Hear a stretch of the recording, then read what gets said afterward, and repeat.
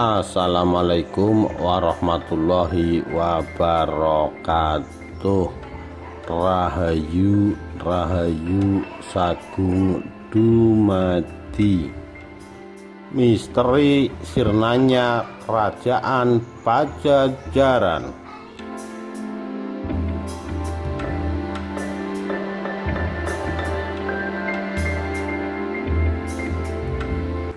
Kebesaran Pajajaran hanya bertahan hingga pemerintahan Prabu Sanghyang Surawisesa atau putra mahkota dari Permaisuri Kentring Manik Mayang Sunda.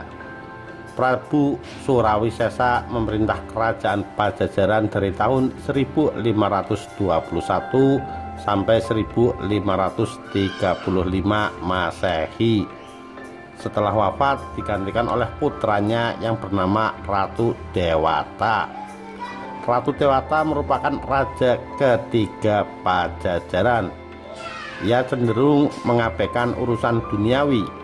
Ia bertindak sebagai raja pendeta atau ngaraja resi dan selalu berpuasa.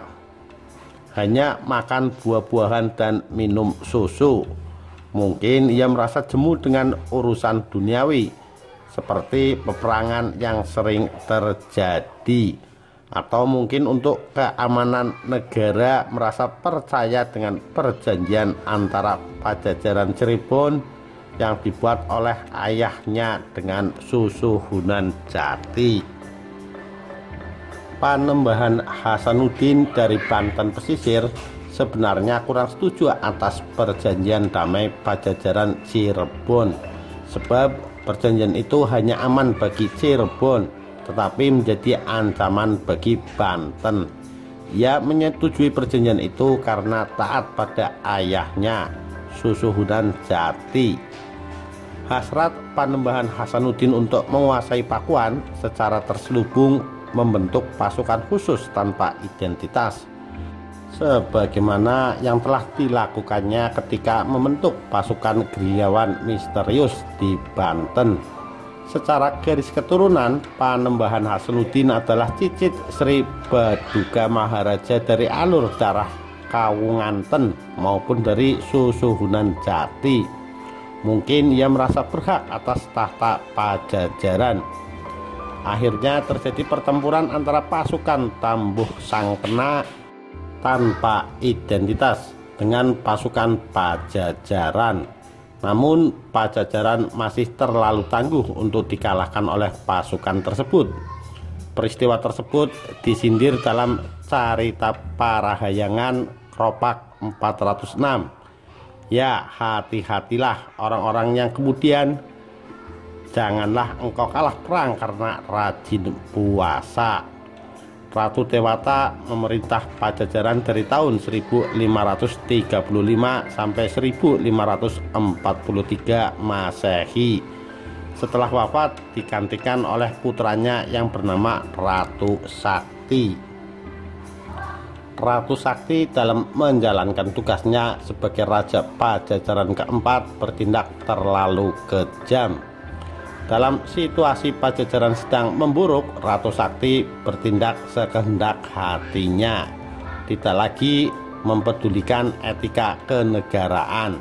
Ia membunuh orang-orang yang tidak berdosa, merampas harta rakyat tanpa perasaan malu, tidak berbakti pada orang tua, dan menghinakan para pendeta. Ia menikahi Rara Hulanjar, gadis yang sudah bertunangan. Saat itu menjadi pantangan untuk dinikahi. Bahkan yang menjadi ketidaketisannya adalah menikahi ibu tirinya, janda ayahnya. Pelanggaran yang terakhir ialah menyebabkan Ratu Sakti diturunkan dari tahtanya, yaitu pada tahun 1551 Masehi. Kelakuan Ratu Sakti disindir dalam Carita Parahyangan Kropak 406. Mendapat bencana karena perempuan yang datang dari luar dan oleh ibu tiri. Janganlah ditiru oleh mereka yang kemudian kelakuan raja ini. kemudian digantikan oleh Prabu Nilakendra. Pajajaran sudah semakin bobrok, rakyat menderita kelaparan karena keserakahan raja. Di Pajajaran sedang dalam masa Kali Yuga atau zaman kejahatan dan kemaksiatan. Tiap saat keraton diramaikan dengan pesta pora, makan enak disertai minum-minuman sampai mabok. Selain itu, kebiasaan Prabu Nilakendra adalah membaca mantra-mantra sampai tenggelam dalam kefanaan. Ini merupakan upacara tantrayana, lupa diri, yang dianut oleh raja.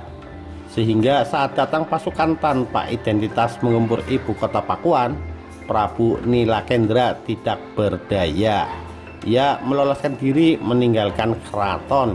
Prabu Nilakendra tidak diketahui kapan wafatnya dan di mana. Mungkin ia meninggal di tengah hutan menghindari serangan musuh. Para pembesar Pajajaran dengan segala upaya mempertahankan ibu kota Pakuan. Berkat parit dan benteng yang dibangun Sri Baduka, ibu kota dapat diselamatkan.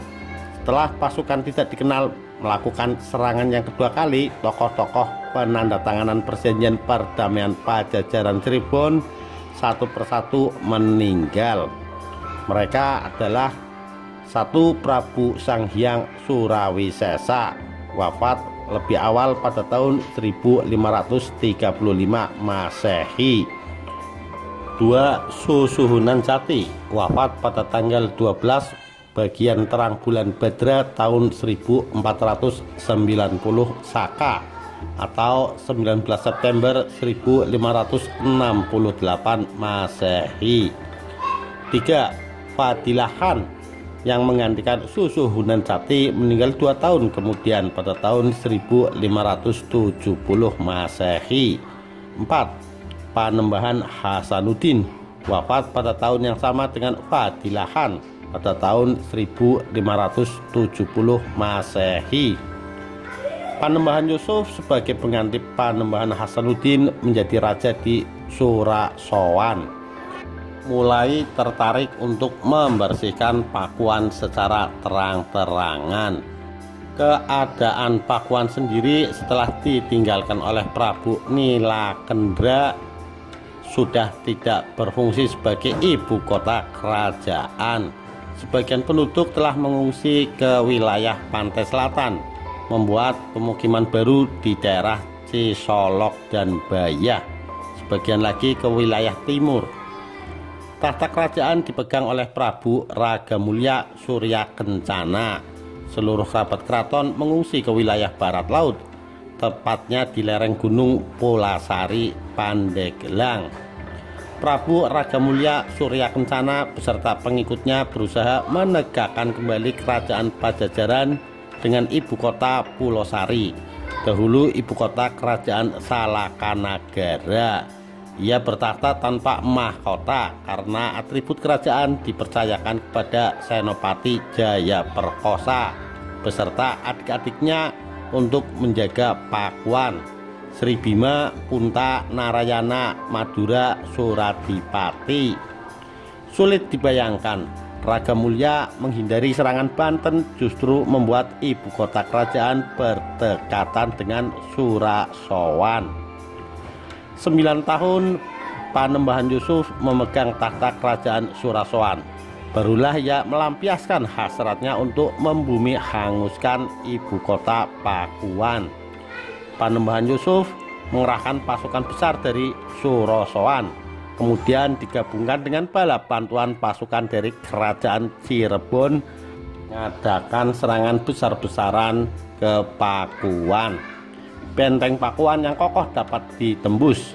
Lembah Maut dengan hambatan perlawanan sisa-sisa laskar Pajajaran dapat dikalahkan. Seluruh isi ibu kota di bumi hanguskan, termasuk keraton turun-temurun sejak tahun 669 Masehi. Sri Bima Punta, Narayana, Madura, Suradipati yang dibangun oleh Maharaja Tarusbawa telah binasa. Namun 4 pembesar Pajajaran yaitu Senopati Jayaperkosa beserta adik-adiknya berhasil meloloskan diri, meninggalkan Pakuan menuju Sumedang Larang. Setelah berhasil di Pakuan, kemudian serangan menuju Pulasari. Prabu Ragamulya beserta seluruh pengikutnya binasa tanpa ada yang tersisa. Pajajaran lenyap dari muka bumi tanggal 11 bagian terang bulan Wesaka tahun 1501 Saka, bertepatan dengan tanggal 11 Rabiul Awal 987 Hijriah atau tanggal 8 Mei 1579 Masehi. Demikian kisah runtuhnya kerajaan Pajajaran. Sekian, terima kasih. Wassalamualaikum warahmatullahi wabarakatuh. Rahayu Rahayu Sagung Dumadi.